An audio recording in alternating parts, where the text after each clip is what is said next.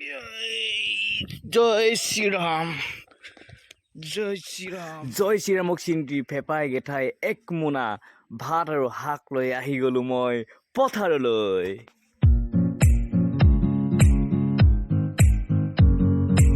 Hello' guys, নমস্কাৰ আৰু স্বাগতম জনাইছোঁ সকলোকে মোৰ ইউটিউব চেনেললৈ। বন্ধুসকল, নিশ্চয় আপোনালোক সকলো ভালেই আছে আৰু মোৰো ভালেই।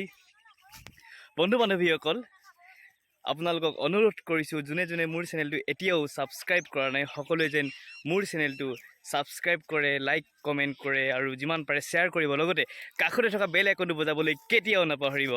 তো দেৰি নকৰি বলক ভিডিঅ'টো আৰম্ভ কৰোঁ। হৰিয়হ হৰিয়হ হৰিয়হ, চাৰিওফালে কেৱল সৰিয়হ। সঁচাই প্ৰকৃতিৰ কি সুন্দৰ ৰূপ। দুদিনমানৰ আগত কি ধুনীয়াকৈ সকলোবোৰ চাৰিওফালে বহু দূৰ দূৰণিলৈকে সেউজীয়া হালধীয়া হৈ আছিল, আৰু এতিয়া সেই হালধীয়াৰ ফুল গুচি সকলোবোৰ এনেদৰে গুটি হ'ল।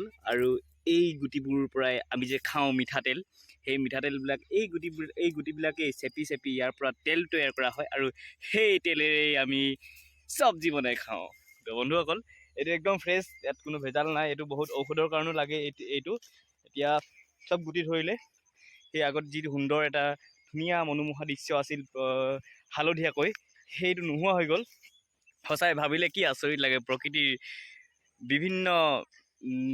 বিভিন্ন ধৰণৰ ৰূপ, বিভিন্ন মাহত বিভিন্ন ধৰণে প্ৰকৃতিয়ে নিজৰ নিজৰ ৰূপ সলাই থাকে। যেনেদৰে আমি আমাৰ কাপোৰ সলাওঁ, সেইদৰে প্ৰকৃতিয়েও সিহঁতি নিজৰ ৰূপ সলায়। বন্ধুসকল, মই আজিৰ ভিডিঅ'টিত আপোনালোকক দেখাবলৈ গৈ আছোঁ কেনেকৈ এই সৰিয়হসমূহ আমি তোলোঁ, মাটিৰ পৰা তোলোঁ। যিদৰে ধান কাটোঁ আমি, ঠিক তেনেদৰে ধান কটাৰ দৰে এই সৰিয়হো আমি তুলিবলগীয়া হয়। আৰু আমাৰ আজি সৰিয়হ তুলি আছে বহুত মানুহ একেলগে। তো গতিকে মই বন্ধুসকল ভাবিলোঁ এবাৰ পথাৰলৈ গৈ এটা ভিডিঅ' কৰোঁ আপোনালোকৰ কাৰণে। তো ব'লক, মই যাব লাগিব অলপ দৌৰি দৌৰি, তেতিয়াহে পাম অতি সোনকালে আপোনালোকক দেখাবলৈ সৰিয়হ কেনেদৰে তুলি আছে। সকলোবোৰে পূৰা ব্যস্ত হৈ আছে সৰিয়হ তোলাত, আৰু ময়ো ঘৰতে শুই আছিলোঁ। আৰু মায়ে ক'লে ঘৰত গৈ মানুহখিনিৰ কাৰণে ভাত লৈ যাব লাগে। তো ধুমাধুম উঠি তেওঁলোকৰ কাৰণে ভাত চাত কিবাকিবি শাক চাক যি যেনেকৈ পাওঁ লৈ আহিলোঁ পথাৰলৈ। তো এয়া সৰিয়হ এনেদৰে তুলি তুলি ইয়াতে এনেদৰে ৰাখি যোৱা হৈছে সকলোবোৰ সৰিয়হ, আৰু ইয়াত এনেদৰে শুকাবলৈ দিয়া হৈছে সৰিয়হবোৰ। এইদৰে ইয়াত অলপ দিন ৰখাৰ পিছত সৰিয়হবোৰ শুকাব, আৰু শুকোৱাৰ পাছতে গোটেই সৰিয়হসমূহ একেলগ কৰি মৰণা মৰা হ'ব।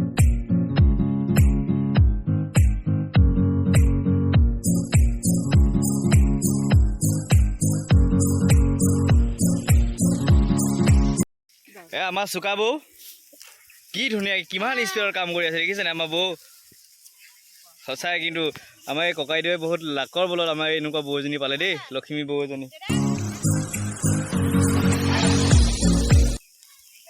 আৰু এনেদৰে সৰিয়হসমূহ তুলি থকা হৈছে সকলোৱে একেলগে, পূৰা স্পীডত কাম চলি আছে।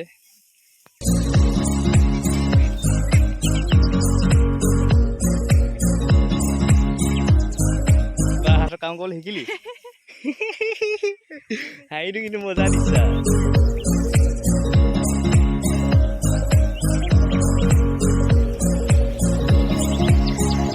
এইদৰে সকলোৱে মিলি সৰিয়হ তুলি আছে, আৰু ইয়াত যোগাৰ কৰা হৈছে তেওঁলোকৰ কাৰণে ভাতৰ।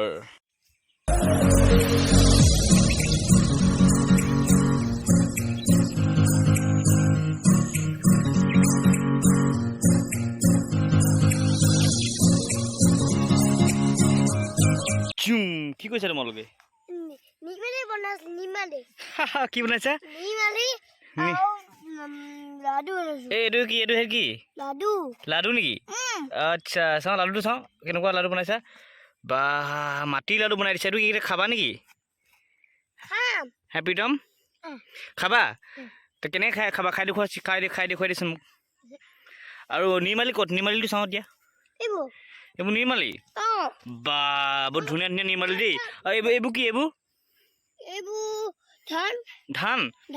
বা তো বন্ধু বান্ধৱীসকল, আপোনালোকে দেখিবলৈ পালে পোৱালিকেইটাৰ ধান, আৰু এইবোৰ হেনো নিৰ্মালি বুলি কৈছে। আৰু এইবোৰ কি হয়? লাডু। আৰু কিবা দেখাবা নেকি? আৰু কি দেখাবা কোৱা? আৰু তোমাৰ হাতখন কটেই কাটিব এখন নল'বা এখন কাটিলে কি হ'ব কটেৰ লগত ধেমালি নকৰিবা এইটো নকৰে অঁ এইটো ব্ৰইলাৰ মাংস কোনবোৰ ব্ৰইলাৰ এইবোৰ ব্ৰইলাৰ মাংস বা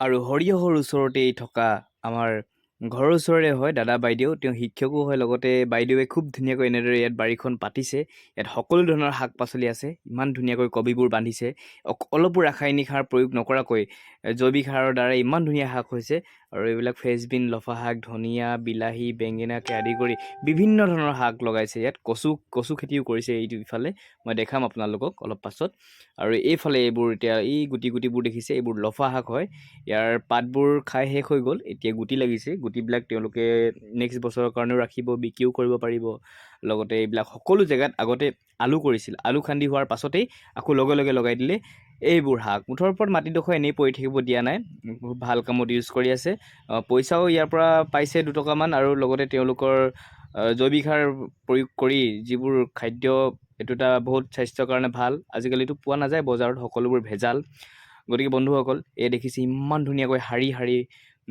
কচু লগাইছে এইটো কচুটোতো কিমান আইৰণ আছে সকলোৱে জানে তো সকলোৱে এনেদৰে যিসকলে ভাবিছে তেওঁলোকে বাৰী খেতি কৰিম বুলি কৰক খুব এটা ভাল পদক্ষেপ আজিকালি বহুত মানুহ এনেকৈ দেখিবলৈ পোৱা গৈছে খেতিৰ দ্বাৰাই স্বাৱলম্বী হৈ গৈছে আমাৰ মানুহে লাজ কৰে কিন্তু কিহৰ লাজ কৰিবলগীয়া কথা এয়া চাওক কি ধুনীয়াকৈ ইমানবোৰ কচু লগাইছে শাৰী শাৰীকৈ তামাম কচু আৰু মুঠৰ ওপৰত একদম লোভৰ জিভাৰ পানী ওলাই গৈছে মোৰ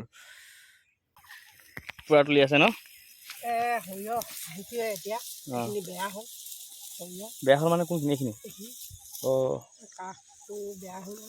এইবিলাক বিলাহী লগাইছে ন এইটো সৰু বিলাহীটো ন এইটো ডাঙৰ বিলাহী আৰু এইটো সৰু বিলাহী লাগিছে নেকি এইয়া বিলাহী লাগি আছে পুৰা লাগিছে বিলাহী আৰু কিবা কিবি লগাইছে নে এইবিলাক ৰঙালাও লগাইছে ন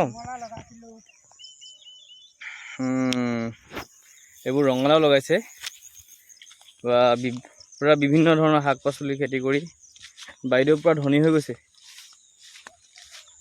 আৰু কাষতেই আছে আমাৰ সৰুকৈ এডৰা আৰু ইয়াতে আমাৰ কিবা কিবি লগাইছে বাবাই কি লগাইছে নাজানো আৰু এইজোপা লফা শাক আৰু সেইবোৰ দেখিছে নহয় ধানৰ দৰে ওলাইছে সেইবোৰ হ'ল গুম ধান আৰু ইয়াত কিবা কিবি লগাইছিলে আলু চালু কিবা কিবি কৰিছিলে সকলোবোৰ উঠোৱা হৈ গ'ল আৰু এইবিলাক তিতা কেৰেলা লগাইছে এইবোৰ খুব ধুনীয়াকৈ ফুলি আছে তিতা কেৰেলা